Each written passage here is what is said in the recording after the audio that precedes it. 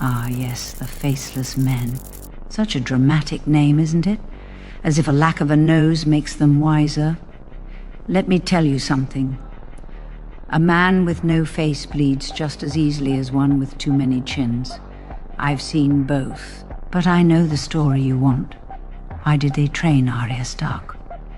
Why take in a highborn girl, feed her, clothe her, and teach her the fine art of murder? It's simple. They weren't doing her a favor. They don't do favors.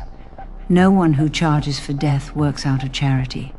They took her because she was useful, because she fit. Like a blade fits its sheath, that's all there is to it. And don't speak to me of chance or destiny. Destiny is a word fools use when they don't know what happened. The Faceless Men don't waste their time on lost girls. There are plenty of those. Westeros is full of them. Girls with no fathers, no homes, no future. Most of them starve, or worse. But Arya didn't starve, she learned. Long before she set foot in Braavos, she was watching, listening, changing. First lesson of survival, dear. Stop believing you're special. Start paying attention. She was trained before she ever left King's Landing. Oh, not by the Faceless Men, no, by life. By death, by grief. And perhaps by that dancing master of hers. What was his name? Syrio? A man with more grace than sense. But he taught her the basics. How to move, how to see, how to be small. Small enough to slip through cracks no one else notices. The Faceless Men saw that in her. They don't need girls with names and titles, they need shadows.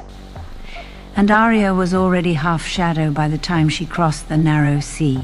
People like to think she went to them seeking purpose. As if she woke up one day and decided to become no one. Nonsense. She didn't choose them. They chose her. They were watching. From Harrenhal, from King's Landing, from wherever it is that death keeps its books. The House of Black and White doesn't open its doors because it pities you. It opens them because you're ready to walk through without looking back.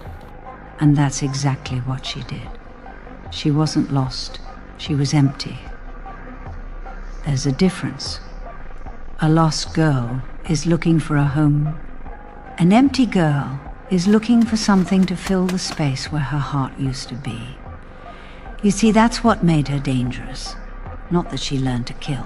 Plenty of fools know how to swing a sword. What made her dangerous was that she didn't care what it cost her anymore.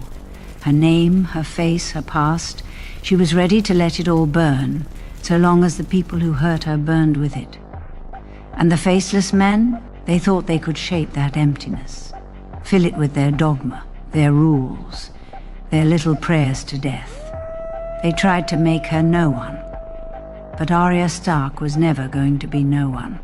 She was always going to be a Stark. The sort of Stark the North forgot it could breed. Not the kind that dies honorably on a scaffold, but the kind that finishes what others start. They trained her, yes. Taught her to wear masks, to lie, to kill cleanly. But they didn't make her. They simply gave her better tools for the work she'd already begun. And when it came time to choose, she left them. Because Arya doesn't serve, not houses, not even death. That's what the Faceless Men didn't see. Or maybe they did, and thought they could break it out of her. Fools. You can't break what was forged in grief and tempered in rage. She wasn't there to be shaped, she was there to sharpen. And once the blade was ready, she didn't need them anymore. And let me tell you something else. A weapon without a master isn't the most dangerous thing. A weapon without a master is just a blade on the table. The most dangerous thing is a weapon that chooses its own target. That's Arya Stark. That's what the Faceless Men made, whether they meant to or not. A girl who kills not because she's told to, but because she's decided it's time. So you can keep your stories about destiny, about little girls who become no one. The truth is simpler. Arya Stark became what the world made her. And when the world tried to tame her, she cut its throat. That's the lesson, dear. Power doesn't come from titles or temples or men who hide behind masks.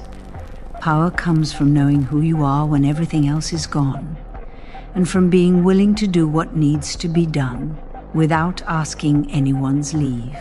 So if you ever meet her, do yourself a favor. Don't speak of honor. Don't speak of mercy. Just bow your head, pray she has no quarrel with you, and get out of her way. Oh, don't look so surprised.